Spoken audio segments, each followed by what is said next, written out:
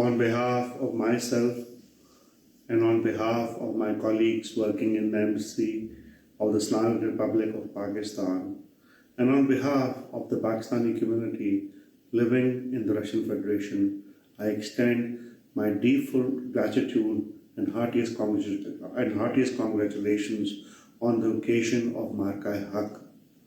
Maarka was a moment when the people, the government, and the armed forces of Pakistan, but especially the youth, stood up to defend the territorial integrity and sovereignty of Pakistan.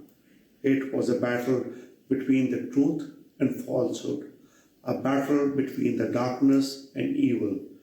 Whenever we were challenged, we stood up and told the world that not only Pakistan is a resolute country which has the resolve to defend its territorial integrity and sovereignty, but it is also a sober player.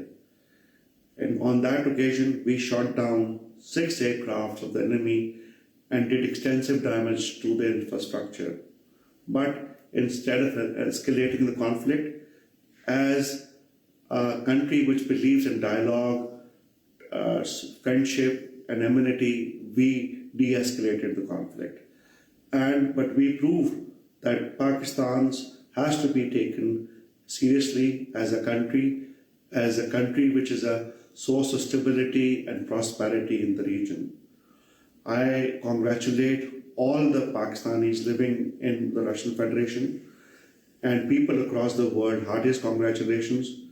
And we should celebrate this day as something which should be cherished in our collective memory. Pakistan Zindabad.